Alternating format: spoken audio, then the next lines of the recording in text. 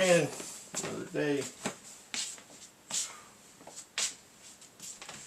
Another day in the crazy world.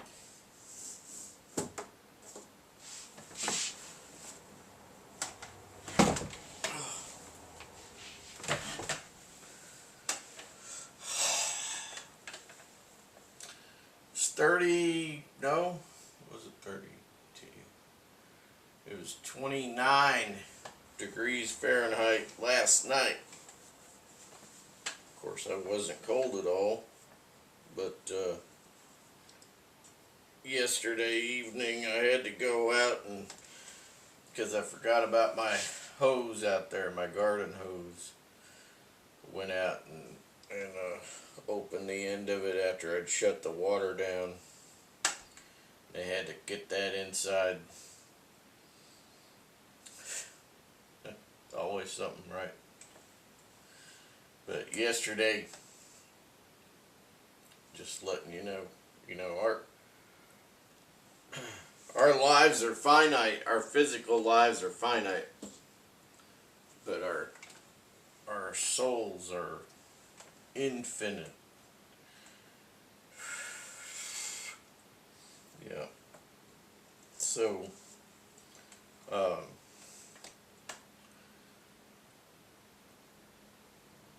yesterday I was taking a nap, and then I went to get out of bed, and I had been doing some stuff that was exerting, so I went and laid down for a bit, and then I got out of the bed, went to get something to drink, and I noticed when I got out of bed that my equilibrium was a little bit off. And then I noticed that my right arm and my right leg didn't want to work. Not that I couldn't feel, but they just didn't want to respond, to normal motor function. So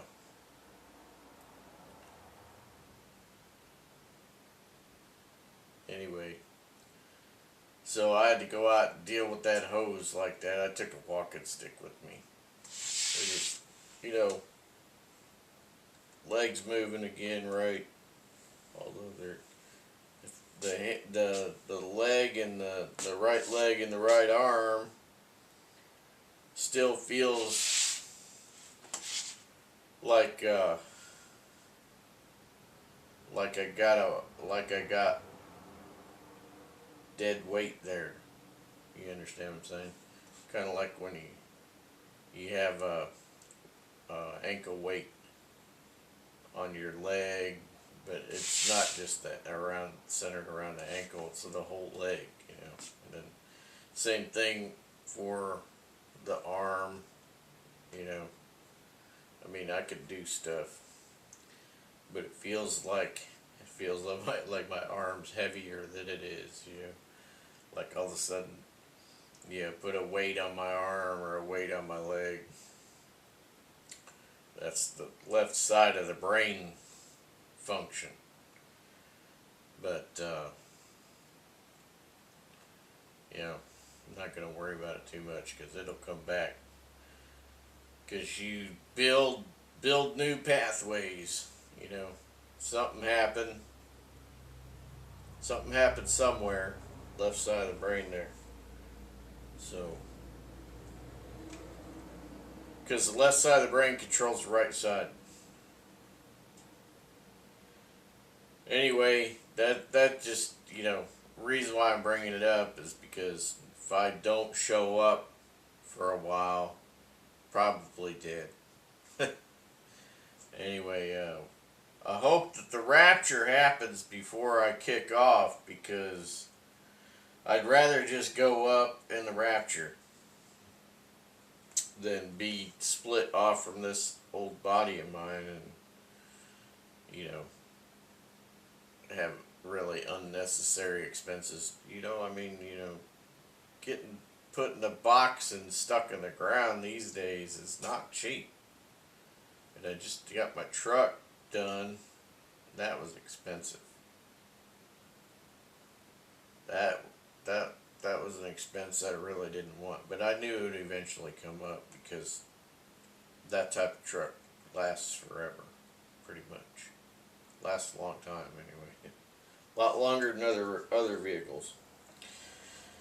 Okay, well, on to other subjects.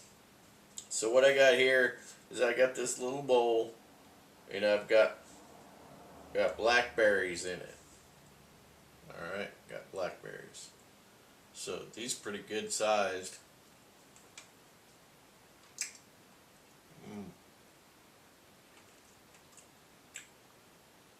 That one was ripe. Sometimes I pick them a little underripe. You can tell the really ripe ones because the berries on them, the more ripe they are, the bigger, fatter, and juicier they are, you know. So anyway, I got a few here. I'm going to eat some of these.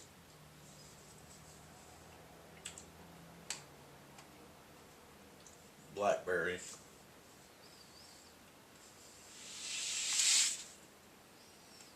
Now, I'm going to tell you about a way to have berries on your place. All right. I did this myself a number of years ago.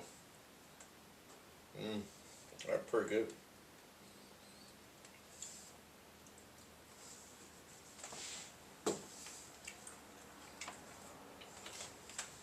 Is I wanted to propagate my berries outside. Now, not these berries, but I got dewberries out there, which are basically small blackberries. They're small. They're like minis. So what I did is I took a bunch of dewberries. I had one bush on the property, and I wanted to propagate them around some various places that are pretty easy for me to walk to and get to. That's how I got that poison ivy here a while back. Getting all excited about berries. Didn't go in and get a shirt on like an idiot. So anyway, how I propagated those is I would just get me a bunch of berries. You know, now dewberries are a bit smaller than blackberries, but I would get me a bunch of berries and put them in my mouth.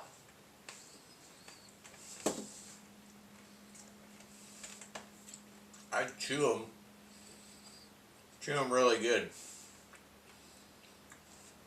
It's hard not to swallow when you're chewing something that you like that's very tasty. But don't swallow anything, even the juice. And when you chewed them up a good bit, and everything's mushy and liquefied, you you blow it all out of your mouth into the area where you want those bushes to start and propagate berries. Yep. So I did that. I got berries out the wazoo now because I did it all down this one area in my front yard along the front part of the property, and now it's just berries like crazy. Took about 4 years for them to be very prolific, right? Okay, didn't notice them at first, but they came in all right. There's more berries than you can shake a stick at now when they come up, if the deer don't get them, because deer are going to be running after them. Birds will be going after them too. So that's the thing is when you do something like this, overplant, because the birds and the deer will be going after them.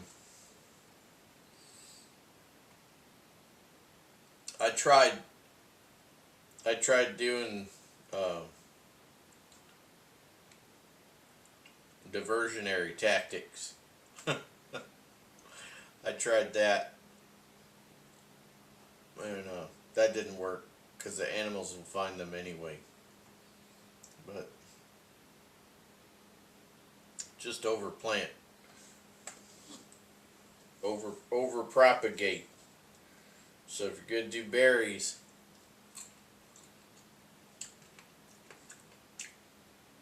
do them here and do them there,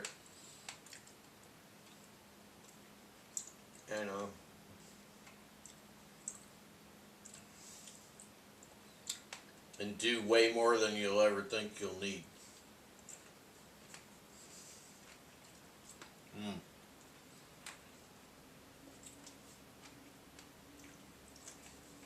That's it.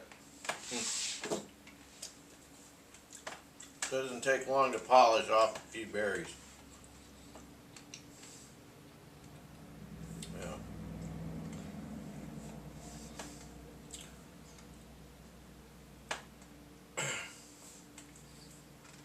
Berries and coffee.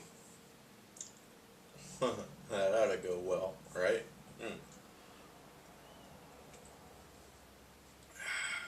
Won't have any issues. Well,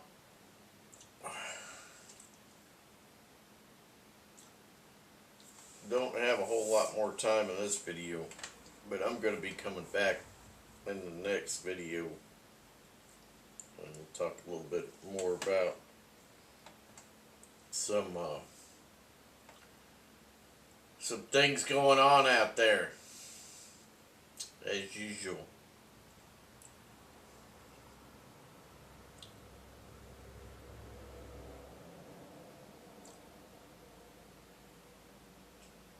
Still got tree work to do. That's going to have to get done. When I was a kid, we would cut trees in the winter. Just cut them down.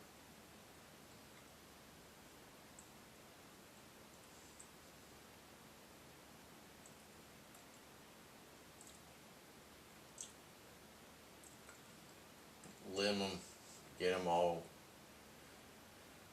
them all ready for the next year. But generally, you wanna let wood sit 6 months or a year. Of course, what you're trying to do is you're trying to get all the moisture out of it. You know, you could burn wood when it's, not been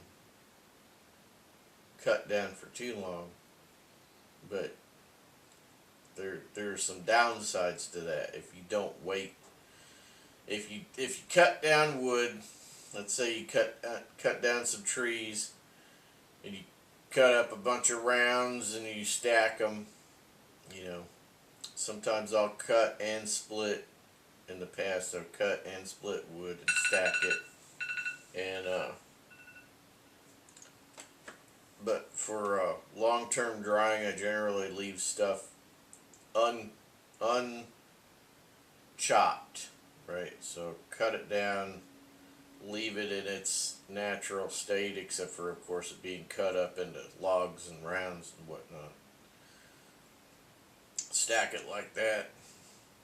It's gonna dry out anyway. But you can burn wood that was not seasoned, quote unquote seasoned, for a year or whatever.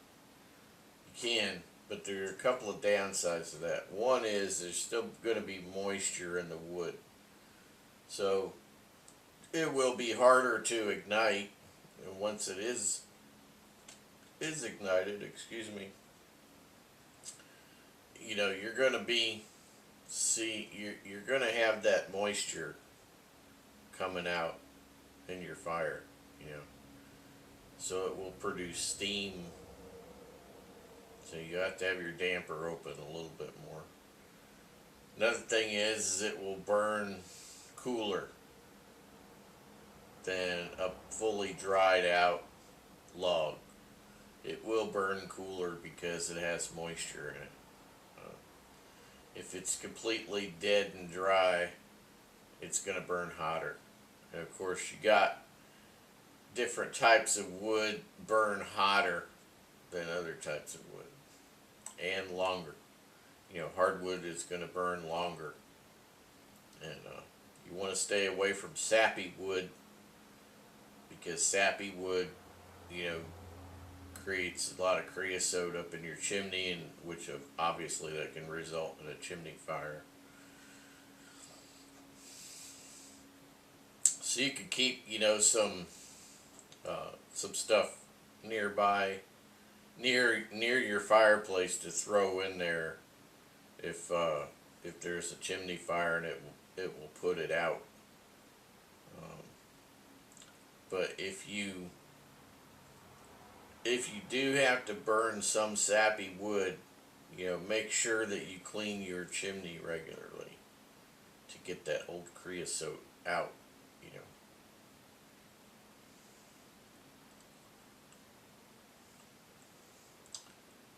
And